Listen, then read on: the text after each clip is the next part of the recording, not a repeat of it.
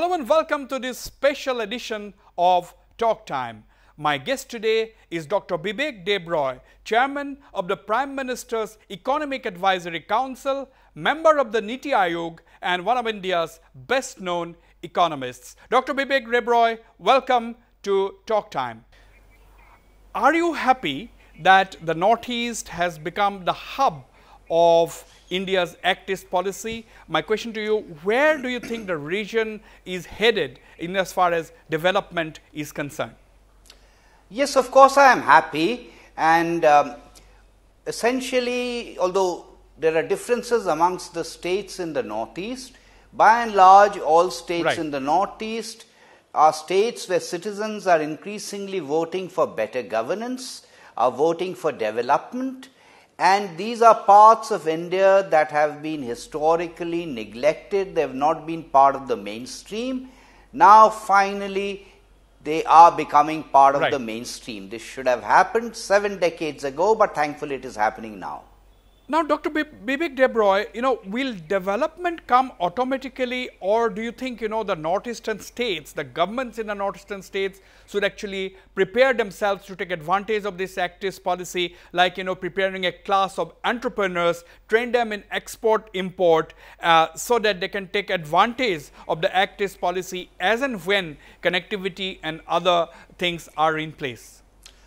Well, let me put it like this. I would first slice it into what a government must do, and then what an enterprise and an entrepreneur must do.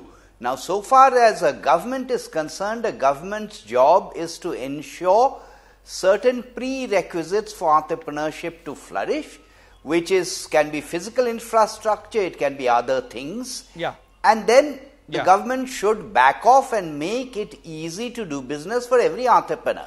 I use the word government, but government means union government as well as state governments.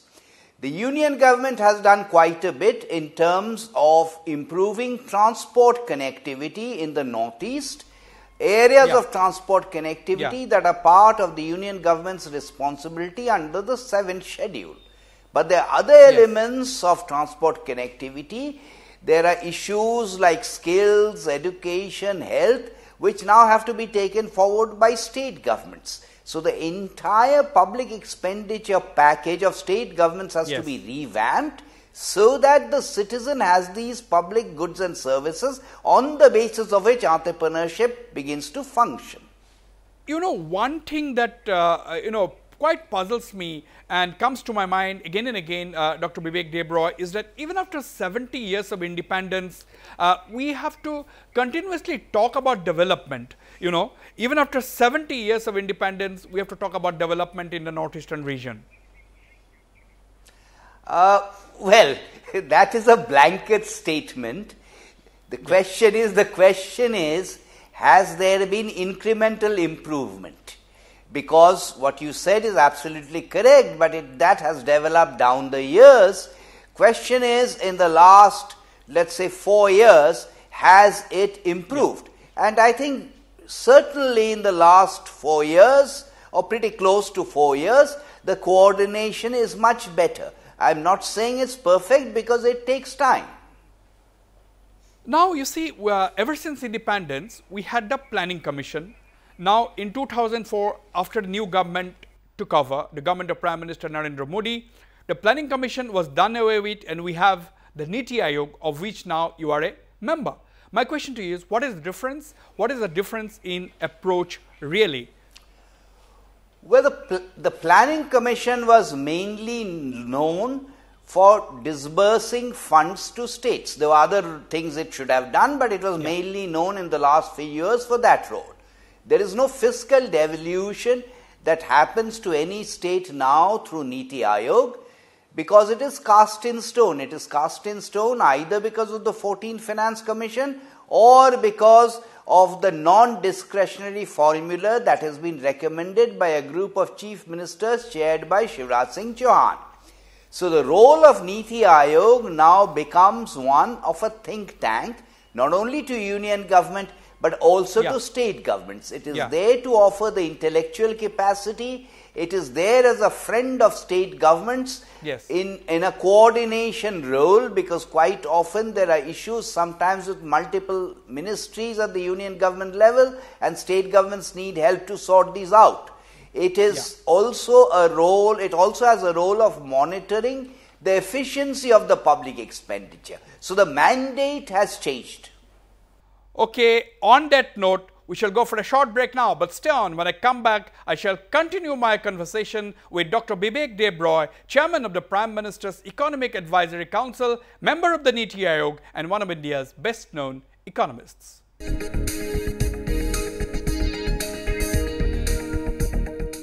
Welcome back. I am in conversation with Dr. Bibek Debroy, Chairman of the Prime Minister's Economic Advisory Council, member of the Niti Aayog, and a well-known economist. Now we had the elections in 3 northeastern states, Tripura, Nagaland and Meghalaya. In all these states, whether it is the BJP or whether it is the regional parties, all of them focused on development. In fact, it was the development plank on which parties like the BJP and the regional parties, they fought the recent elections, and it paid them good dividends. My question is, Dr. Bibek Debroy, now how easy or difficult is it going to be to implement these promises, convert the dreams into reality? As I said, historically the Northeast has not been part of the mainstream, and it is a welcome move that it is now becoming mainstreamed, not just in terms of transport connectivity that I mentioned, but also in terms of the discourse, as you mentioned. When was the last time that national media or so-called national media focused on elections in 3 states in the Northeast? The question to ask is, sure, citizens want development, citizens want governance, citizens want progress, citizens want an end to poverty, citizens want jobs and employment, entrepreneurs want to flourish. To get there, there are several things that need to be done, and I think the first element in any development path, and it's not a binary thing where you solve it overnight, there is no miracle wand, it requires time. I think the first element in that is the transport connectivity which I mentioned. So now, whether it is roads, whether it is civil aviation, whether it is railways, we have begun to see the beginnings of this transport connectivity, and I am hopeful that we will soon see it for water. No, you see, I mean, connectivity, we all know, connectivity is supposed to lead to an economic integration of the Northeast with the neighboring countries, neighboring Southeast Asian economies. Some of them are big tiger economies. Now, as an economist, Dr. Bibek Debroy, as an economist, as the chairman to the Prime Minister's Economic Advisory Council, as a member of the Niti Aayog, Dr. Bibek Debroy, do you think this integration is possible unless there is proper backward linkages, connectivity within the Northeast, connectivity between the Northeast and the mainland? If one goes back in history, and one goes back not to 47, one goes back to even something like 1935, I'm flagging that because of the Government of India Act. Before that, most of the economic linkages of this particular region were with what are now neighboring countries. So therefore, the integration, economic integration, will involve closer transportation links with neighboring countries, but these are different countries, these are individual countries, so therefore that takes a greater amount of time. So on one hand, we are talking about the internal transport connectivity, but on the other hand, we are also talking about transport integration only in the sense of transport with Bangladesh, with Bhutan, with Nepal, with Myanmar, and down further south towards Southeast Asia. Now, I want to pick your thoughts on another aspect. You see, there's a feeling, and it's almost a reality, that the Northeast actually does not lack funds. There is no dearth of funds in the Northeastern region, yet there is not enough development, or there is no development in the desired direction. Now, question is, obviously, this is because of misappropriation of funds. How are you looking at it? This is huge amounts. A region, no dearth of funds, yet not developed. Well, that would be very dangerous for me to stick my neck out and say anything on. But I did say that part of Niti Aayog's mandate is to monitor the efficiency with which this public expenditure is being, the efficiency of that public expenditure. Perhaps I should say this, that clearly a lot of the money that has historically been spent in the Northeast has been frittered away, it has leaked away, and therefore citizens have now voted against what has historically happened, namely using public funds to enrich private pockets. Right.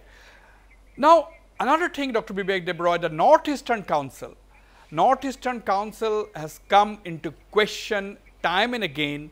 People are also asking whether it is necessary at all now, whether its existence for so long is justified. Now, do we need such an organization at all, Dr. Bibek Debroy? What do you think? Well, Northeastern Council, there has been some improvement in the functioning of the Northeastern Council, but I think one needs to also appreciate that anything like this is slightly problematic, because we often tend to assume that the Northeast is a homogeneous category. It isn't. The interests of a state like Assam are not quite the same as the interests of a state like Arunachal Pradesh. And if I were to generalize, Arunachal Pradesh, most of India does not know the geographical area of Arunachal Pradesh and the kind of terrain there is. So developing transportation, road infrastructure there is completely different from developing transport infrastructure in, let us say, Assam. So I think, you see, Assam, Tripura, Meghalaya, they are in one kind of bucket. Manipur, Nagaland are in another bucket. Mizoram is in a slightly different bucket, and Arunachal is in a completely different bucket of its own. Now, given the diversity of these interests, any council, and I am not disputing the importance of the council, of course you need the council. Of course you need the council to be innovated and re-energized. But getting these disparate interests together is always going to be slightly difficult. Okay, on that note, we shall go for a short break now, but stay on. When I come back, I shall continue my conversation with Dr. Bibek Debroy, Chairman of the Prime Minister's Economic Advisory Council, member of the Niti Aayog, and one of India's best-known economists.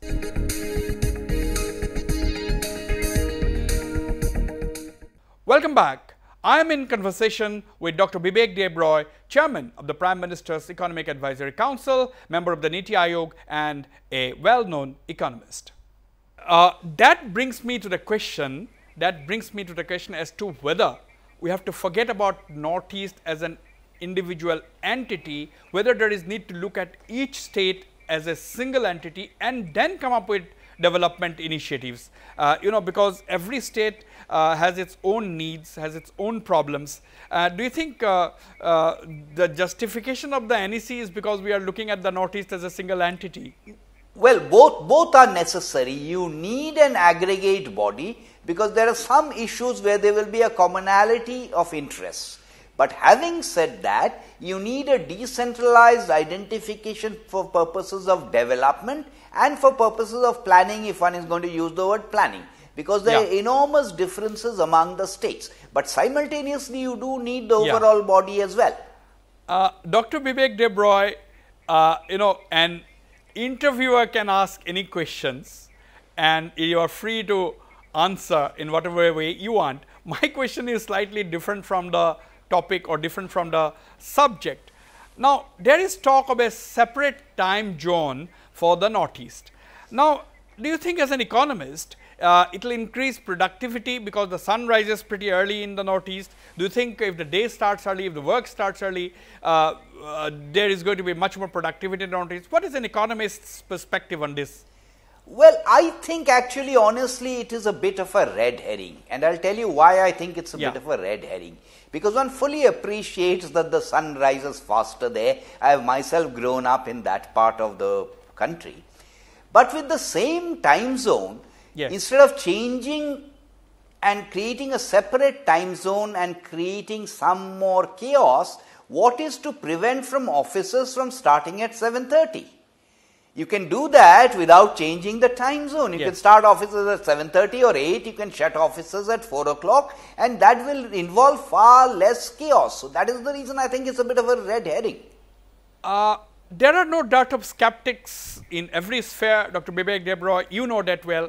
Now, many are worried that, you know, in this whole Act East policy or Act East drive, the Northeast could remain an underbelly of this big overbridge connecting Kolkata with the ASEAN tigers or Southeast Asia. Do you think this fear is justified? Do you think it is exaggerated? What is the reality in your view? I am sure I will provoke someone with this statement. I think part of the problems of the Northeast yes. is they have been regarded as an appendage of Kolkata, and for the first time I think there are signals of the Northeast being delinked from Kolkata, which is part of the problem. So, connectivity therefore is the key, connectivity. Yes, but also let me quickly underline that some of the transport connectivity will involve transit through Bangladesh. Otherwise, you have the chicken's neck. Otherwise, you have a distance of 1500 kilometers or whatever it is between Agartala and Kolkata. So, it is conditional on transport connectivity improving, which in turn is conditional on greater economic and transport integration with neighboring countries. Dr. Bibek Debroy, how important is Bangladesh? Do you think that is the actual route for a boost in trade and not really Myanmar? So that is a perception, that is a view. What are your thoughts? On one side, if we are talking about links with mainland India, then yes, Bangladesh. But as I said earlier, the Northeast also has potential links with Southeast Asia. That is not contingent on Bangladesh. That is contingent on Myanmar, Burma, Vietnam, further down southwards. Well, Dr. Bibek Debroy, thank you very much for being on Talk Time. It was a pleasure indeed speaking to you. Thank you.